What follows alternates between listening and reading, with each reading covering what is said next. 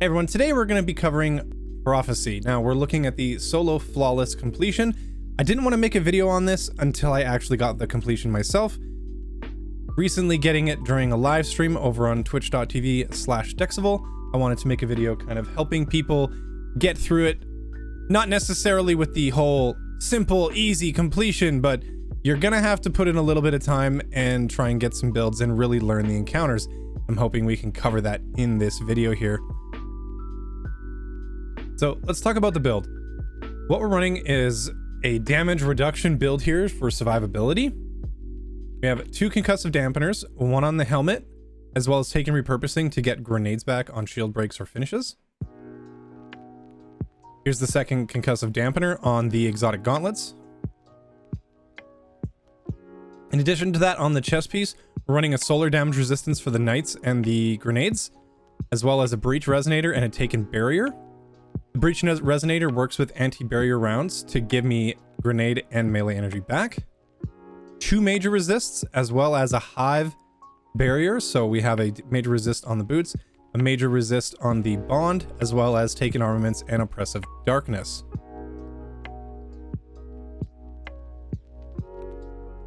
For the first encounters weapons, you can pretty much run whatever you want. I ran essentially the same weapons I'm going to be using during the final boss, which is Anarchy, Mountaintop, and a submachine gun and or an auto rifle. So the first encounter here, pretty simple, gets you used to the mechanics of gathering the motes from the knights. All I would do is move through the room, shooting some of the knights with either Mountaintop or Anarchy, making sure by the time I get that first tick, I go stand in whatever I want, if it's lights or darks, etc. Then running them to the end of the hall. Make sure you guys do use the melee. If you melee, you'll still do the swipe, kind of like how you used to be able to do the ball swipe flying with the Scourge of the Past balls. You can still get a little bit of movement off of these motes when you have a full stack. So getting these, there's 2 different rooms in here. It's not very difficult. Watch the thralls, the knights, you can just stand around the corners from them. The biggest thing is getting used to paying attention to the light and dark at the bottom of your screen. Once you finish it, you move on through and we get into the first boss fight. On the first boss encounter, I do switch the loadouts a little bit. We go to a sword, a well for warlock. I would suggest for hunter a tether, and for titan a bubble. That way you can drop it on the boss and start doing damage while you're buffed. I also switch, so when I do switch to the sword, we go with falling guillotine. I also keep the mountaintop on, but I do switch out to risk runner. The reason I switched to risk runner is the boss has an arc weapon. His shield blast is arc, as well as the scions that spawn in also shoot arc at you. So you can actually gain a 20, I think it's about a 20% reduction to incoming arc damage while that's procced. In addition to that, you can also chain damage by shooting the scions or the knights, and it'll chain to anything else in the area. This does also work on the boss. You can shoot the boss, even though he is immune, he will chain damage to anything standing around him. So you can use that to your advantage while peeking around cover while using risk runner. This one is very similar to the first door encounter that you did. You're going to run, you're going to stay away from the knights, you're going to keep going in circles is my recommendation. Run right around the edge of the map, and when you are running anywhere near the boss, try to boop you, you can actually swap or swipe back towards the map a little bit quicker. The strat for this is to try and get some of the kills down, get 2 knights killed with the mote color you're trying to achieve, and then also leave the 3rd knight up. The encounters revolve around the knights, and eventually they're going to revolve around hobgoblins in a little bit. But the knights here are what causes a lot of the spawns. So if you kill all 3 knights, more knights are going to spawn. If you leave 1 knight alive and only kill 2 knights in the corresponding motes that you require, you won't have to deal with a whole bunch of knights trying to shoot you while you go for your dunks. So try to keep 1 alive. You can go for a double dunk. It's a little bit more risky because you might just miss completely. If you're trying to get it done and you're worried about doing multiple ones, you can just go for the double dunk. Jump quite high above them, because when you do go to dunk motion with the mote, and you explode your body, you're going to drop quite a bit whenever you do it. So you want to make sure you're very high above and dunk approximately in the middle between the two pillars. The first round is always 2 whites, 2 dark motes. After that, it's going to depend on how much damage you do to the boss, or it might even be random. I can't say that it is. I've had it before be 2 and 2 again. I've had it be 3 whites and 1 black. You just have to pay attention to what your lights are in this encounter. Beyond that, this encounter isn't that difficult. Whenever you want to respawn some knights, just kill the 3rd knight. They'll respawn and you have a chance to get the kills where you need them to be. Again, pay attention to the shadows at the bottom of your screen in order to know what mote you're going to produce when you kill that knight.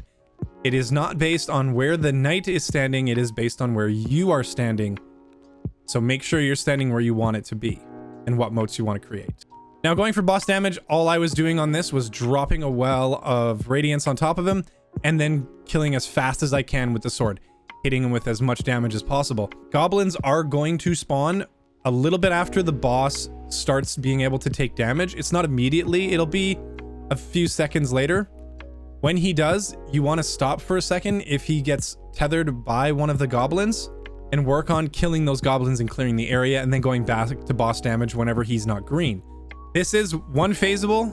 Safe bet if you're worried about getting caught with a bunch of ads in the middle is to actually do a 2, even a 3 phase if you're really comfortable with the moat section. The damage reduction mods in accordance with Risk Runner is actually quite good here. One thing is if you don't have some of these damage resistance, so let's say you don't have Taken Armaments or Taken Repurposing or Taken Barrier, what you can do is put on Hive Barrier, Hive Repurposing, or Hive Armaments, because sometimes they do proc based on the enemy. You'll actually be able to proc every now and then an enemy that's using Hive Resistance, even though they're taken. So having an extra one just in case might not be a bad idea if you don't have it, because they do sometimes proc as well. Now, one thing on the weapons I am using, and this is extremely important when it comes to some of the boss fights and stuff, is Taken Spec. Now, Taken Spec gives a much larger damage to the boss than a boss spec would. If you don't have a Taken Spec, a boss spec is going to be your best option for your sword.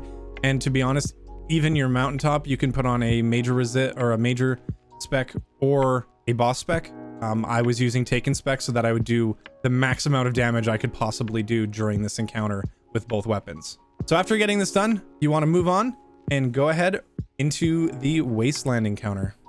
So Wasteland encounter isn't that complex. It's just about getting through the map without dying to the invisible minotaurs that are running around. In addition to that, you want to make sure what you're doing is on each area you go to, you're taking down the blights. And when you take down the blights, you also need to interact with Toland. He's usually kind of sitting in the middle of the area. You want to take down the blights, interact with Toland, then move to the next one. Personally, I tend to try to kill everything in the area before finishing off the blights. The reason for that is sometimes the ads can overwhelm you, and the worst thing you can actually get spawn is the Taken Captains, because they can actually kill you from fairly far away, and they're extremely annoying to deal with in this encounter. For that one, I was using Hush, strictly for the long range, but also doing ad clearing up close. I left Mountaintop on if I needed to get some shots from much further away, and I didn't want to, or I didn't have any heavy ammo, using Xenophage. Like I said, this one isn't that complex. Move around, don't get caught staying still, kill everything from range with, if you have it, Xenophage or some other kind of long range weapon like a sniper rifle. Clear the blights, move on to the next encounter, which is the Hexahedron encounter. So Hexahedron encounter, I've had a lot of people say that this is what they feel is a bit of more of a pain of an encounter to do. I actually am extremely comfortable with this encounter, strictly because I understand the mechanics of it and what I need to do to stay alive in it. The main things you need to remember about this is locating where Toland is and what mote color you need to acquire. You have to clear ads in this order. Clear ads, shoot a hobgoblin, kill the knight, shoot a hobgoblin, dunk motes. If you do it fast enough, the second wave of ads won't spawn. This whole encounter revolves around the hobgoblins and the knights. As you kill a hobgoblin, a knight will spawn. If you kill all of the hobgoblins, 3 knights will spawn. when you kill a knight, a hobgoblin will spawn.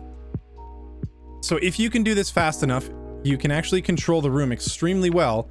Normally what I would do is you go to the back left of the room off the spawn, you clear the ads from that corner because it's actually quite safe in the first room. Beyond this, you're going to have to figure out what corners are good for you to not get shot by the hobgoblins and the way you can clear the ads. I always clear the ads. I shoot a hobgoblin from safety with either Xenophage or Mountaintop, and then I move to kill the knight wherever they are. After killing the knight, I usually pick up the moats or shoot immediately the next hobgoblin if I was fairly quick killing the ads. The loadout for this hasn't changed much. For Warlock, I went with Nova Bomb so that I could actually proc Bottom Tree for Devour. In addition to that, I switched out the secondary from a bow and went with the anti-barrier round auto rifle we were talking about earlier. The reason for that is every time I was getting kills with ads, I was getting my grenade back, and I used grenades to get heavy ammo back. But in addition to that is to clear ads from a little bit further away or to proc Devour for my health. If you're paying really close attention to the center cube, you can actually see what locations you have to dunk. So if, for example, Toland is actually at the top and you're dealing with a double rotation, the best thing you can do is take a look at the center cube and figure out what side you haven't detonated yet, and then detonate that side to rotate the pillar. This will allow you to not have to do that side of the square, allowing you to get through this encounter a little bit quicker instead of doing a misrotation where you dunk a side you've already completed. Big thing is, at the end, whenever you've dunked your moats, you want to make sure you don't immediately run into the center to try and go up the elevator to the cube. The reason being is the hobgoblins will despawn a few seconds after you've completed the dunk, but the regular ads will not. They will keep coming. So you want to clear that room, then reload your ammo or gather more ammo, then move to the center.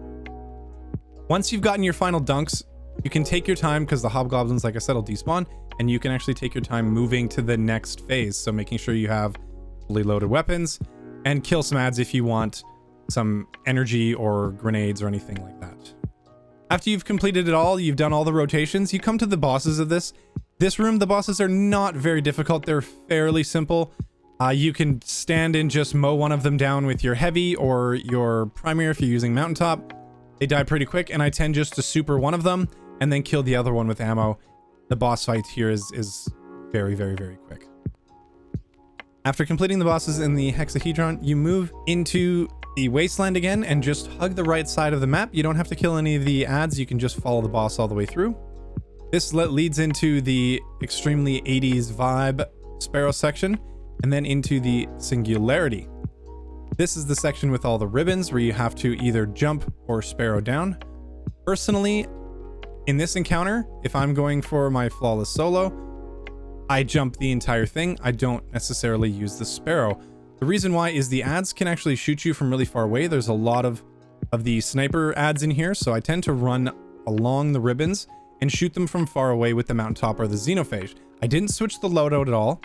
The reason for that is you can actually take all of these fights from distance. So if you're using a sniper or a Xeno, you can just shoot them from pretty far away. As I'm moving through here, I only clear the stuff that's outside the bigger pyramid things. I usually just leave all the ones that are inside there. I don't bother doing the fights because it's unnecessary combat I don't have to worry about. I mostly just run through, run all the way down. I don't Sparrow very much at all because I don't want to risk flying off. And then we get to the bottom and hope that the main obelisk at the end there notices us. Notice me, senpai. Notice me. And we move into the final encounter. As you move through this, make sure to remember there is a ton of thralls hiding around the one corner. Get through that. Don't just stand there and get hit. And you move into the boss room.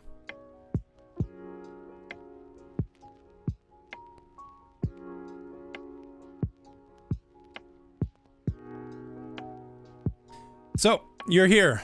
Big final boss room. For this, my loadout didn't change much. I switched to Anarchy.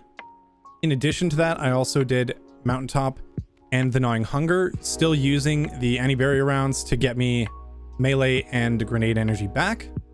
I started with bottom tree Nova Bomb for Devour to keep my health up in here. I also was using Karnsteins, which kept up getting any melee kills I would get, would give me my health back as well, kind of doubling down on that possible health regen. This room works essentially like our initial mode encounters worked as well, but also having the knights. So you're going to look around the room, see where you need to dunk. So you gather those motes. It can be all the same color, a few different ones, but you just want to make sure you notice what you're trying to acquire. Rinse and repeat everything we've done so far in this entire thing. You're going to take out all of the mobs that are coming through, the ads. You're going to take down the knights based on what color of moat you're trying to dunk. You're going to move. Personally, I like to pick one of the corners to go to become my safe zone. And that's where I clear first. So I'm going to move, dunk there. Right when you dunk your moats, that big final moat, the boss from that side is going to disappear to the middle and an ogre is going to spawn. What I usually do here is I shoot one anarchy at the ground. When he pops up, I shoot another anarchy at the ogre, and then I shoot one mountaintop into him, and usually by that point, the anarchy ticks have done their job and the ogre is dead. You want to take out these ogres fairly early because they can eye blast you from pretty far away, and some of the later rooms in here have pits you can actually get pushed or fall into. All of these rooms have the same ads going through them. It's scions with knights, and then the ogres that spawn and the bosses that shoot at you from the three corners. Every room is basically the same mechanic. You want to rinse and repeat.